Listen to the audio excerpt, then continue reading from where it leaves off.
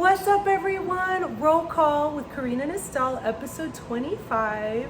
I'm here at Blue Mule Winery in Fayetteville. This place is incredible. You have to come out here. Yes, the slushies are the business.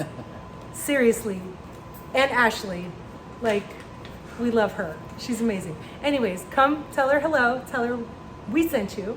I'm here with Victor Bustos, who I just played with. We had so much fun playing here.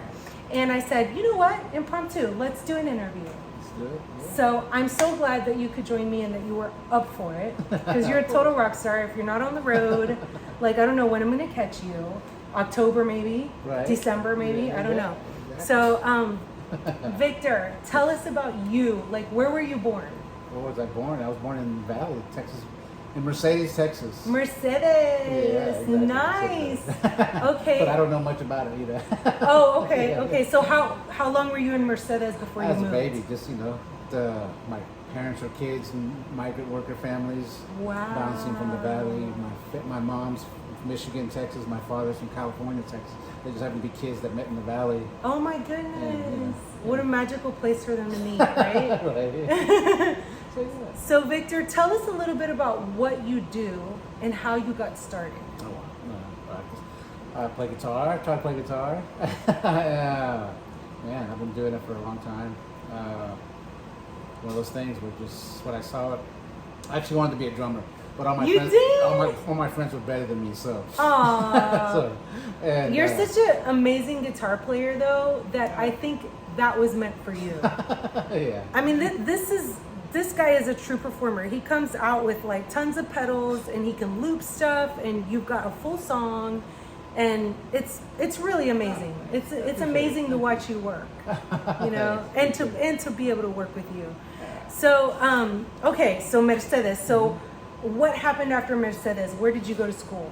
Well, again, the story. My parents, got married and moved to Michigan. Okay. I don't know why, but my mom's family's up there in the Detroit area. So as a kid, as a grade school, went up there, and that's what I knew. Wow. My father got educated. He was a welder. Okay. He worked at Great Lakes. Great Lakes Steels. I think that's what it was called. A lot of my family worked there. So Oh wow. Yeah. So yeah. Okay, and then when did you guys come back down to Texas? I was in grade school, probably, I don't know, maybe I was like in third or fourth grade, second, third grade, coming back. Wow. We moved to Lubbock, Texas. Lubbock! From Detroit, Oh my Michigan, to goodness. Lubbock, Texas. What was that like? I guess being a kid, it wasn't too much of a culture shock, but now that I think about it, it's like, wow, yeah, it was so different. Yes. And my thing is, even though I grew up there, in the summers, my parents would ship me off back to Michigan. So I'd spend all my summers in Michigan. Oh. So when which was fun for me until I got into like junior high school. Yes. And then I got back.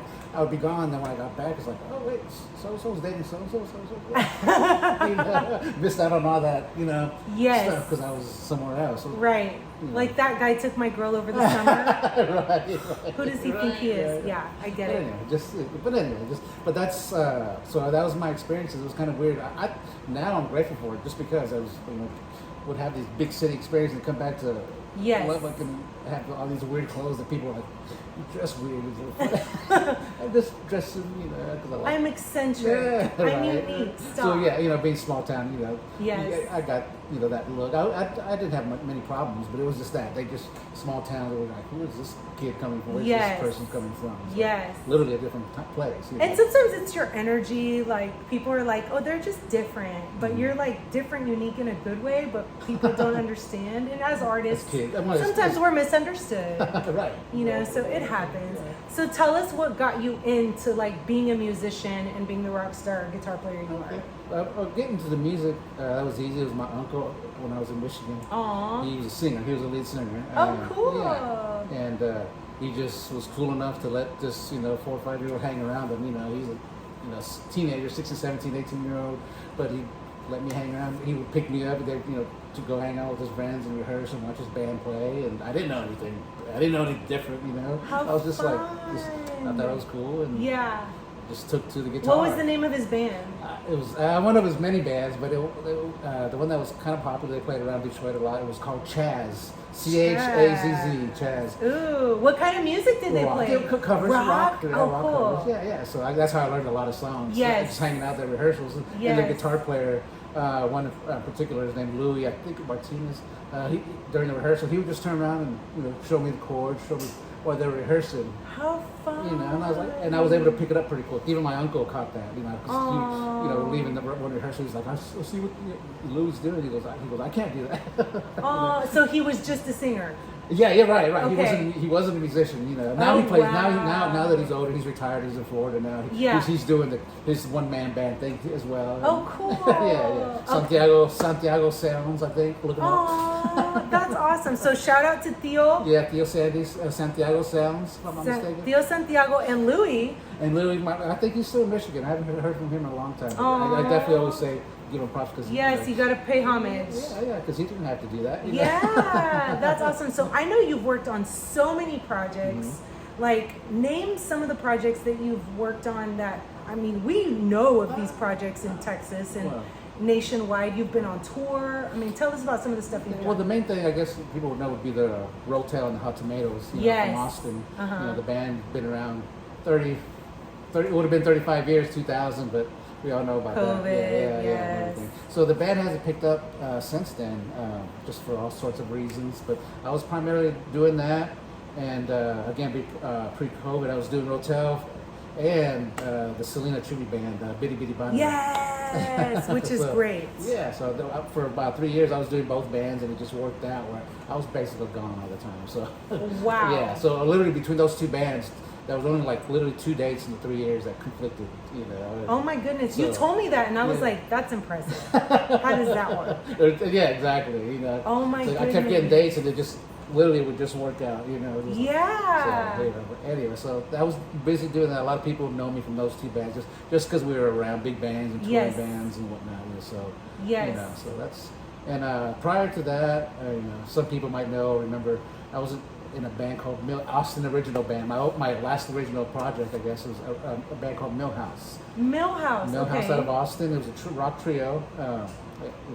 We were rock. I guess the story with that band, it was I replaced Mark Del Castillo from Del Castillo. That was he was the original guitar player. So so that's I got into that. Big shoes to fill, but you can do it. You can do it. You did it. I tried. I did the best I could. Yeah, it was fun. So I got in that circle. So that's how I was able to get in the scene, so to speak, through Austin and again through Rotel and Bitty. That's sort of how people know me. Yes. Nowadays, I've become a solo guitar player, which is. I know. Which you're so awesome. Oh well, I didn't plan on it. That's my thing. Yeah, but you're still doing it. And I think that's important because, I think a lot of times we just if our band gets disrupted, we just kind of take a break and give up with them. But you're still pushing it, and I love that. Very inspiring. I love that. And you're very, diverse and dynamic, which is super cool because you pair up with different vocalists. And I saw you with Leti Garza. Shout out to Leti. Yeah, shout out to and that was incredible. And then I've told you that story. I was, I told you that. I was sweating bullets the whole time. I know, and you guys, I got video. I was getting chills that night because they covered so many great songs for Cinco de Mayo that were awesome. So, okay, present day, what are you doing now? I know you produce some stuff too. Yeah, so where are you playing? Where can we find you? Like I said, they're doing primarily solo things and playing a little bit with you. Yay! But I guess the regular stuff is every other Sunday, tomorrow, and then every other Sunday. I'm usually at the Round Top Brewing in Round Top, Texas. From what, 2 to 5? Well, it used to be 2 to 5, but because of the weather, now we're doing the 12 to 3. So, it's pretty warm. Yeah, so that's sort of my constant, and you can find me around. I'm usually on Mondays. I'm at Middleton Brewery a lot. It's an open mic over there. Cool. It's between San Marcos and Wimberley. Okay. And I give a shout out to them because it's always a cool Monday night open mic. I love it because it's less than 10 minutes from my house. It starts at 6 o'clock. It's like Nice. over by 9 on a Monday. They have food Nice. trucks, so it's like have a couple of beers, play a little bit, have dinner. Yes. You know, and it's always great musicians. Michael James goes out a lot. He's one of Willie Nelson's writers. Ooh. So there's there's a lot of pros out there. It's like I said, it's just cool to be there on a Monday. It's really Yes. easy.